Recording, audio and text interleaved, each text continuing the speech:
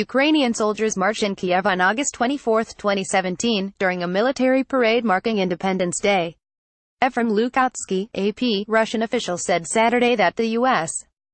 decision to supply Ukraine with lethal weapons to combat Russian-backed separatists will cause new bloodshed, as long-standing tensions between Washington and Moscow escalated over the four-year-old conflict.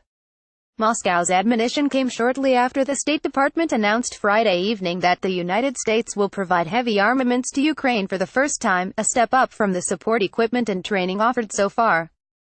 A statement by spokeswoman Heather Nauert said the weapons were defensive in nature, as part of our effort to help Ukraine build its long-term defense capacity, to defend its sovereignty and territorial integrity, and to deter further aggression.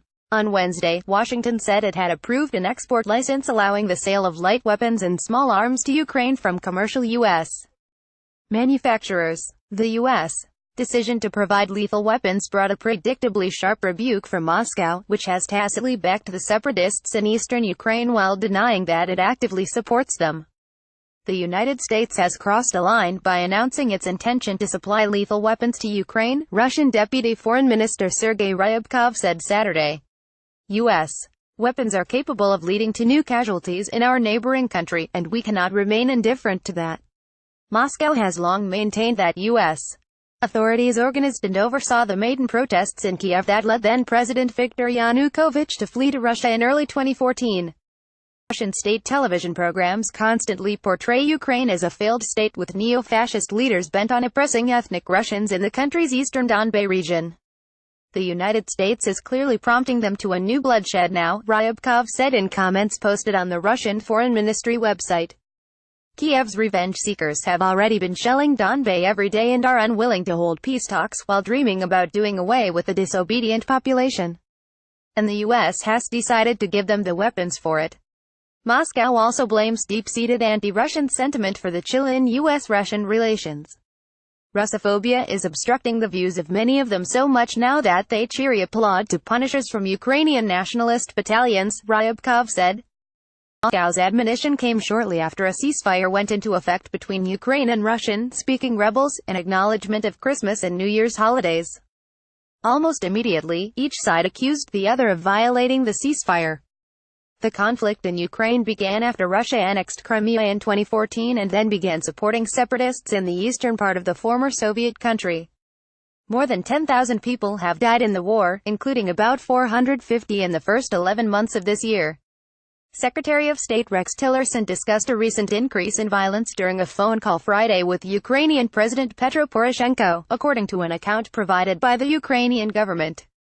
The State Department confirmed that the call had taken place but provided no details. The Ukrainian said Poroshenko thanked Tillerson for the continuation of U.S. sanctions against Russia and for the consistent support of Washington regarding the increase of Ukraine's defense capacity. It also said Tillerson reassured him that U.S. support for Ukraine would continue. Russia has denied sending troops and heavy weaponry to eastern Ukraine, but the United States says Moscow is providing arms, training and troops to support the separatists. Tillerson has said that the strained U.S.-Russia relations cannot improve and that punishing sanctions will not be lifted until Moscow withdraws its support from the rebels in Ukraine and returns Crimea to Ukrainian sovereignty. Ukraine has for years asked the United States to provide it with lethal weapons. The Obama administration considered providing heavy weapons but balked, fearing such a move would further inflame the conflict. Among the equipment Kiev most seeks are Javelin anti-tank missiles. The State Department said the U.S. assistance is entirely defensive in nature, and as we have always said, Ukraine is a sovereign country and has a right to defend itself. In Moscow, a leading Russian lawmaker also spoke out against the U.S. arms deal Saturday, saying that it signaled Washington's intention to abandon talks on regulating the Ukraine crisis that were established between U.S. Special Envoy Kurt Volker and his Russian counterpart, Sergei Ivanov. By deciding to arm Ukraine with lethal weapons, the United States is giving a clear signal to Kiev that it will support an attempt at a military solution.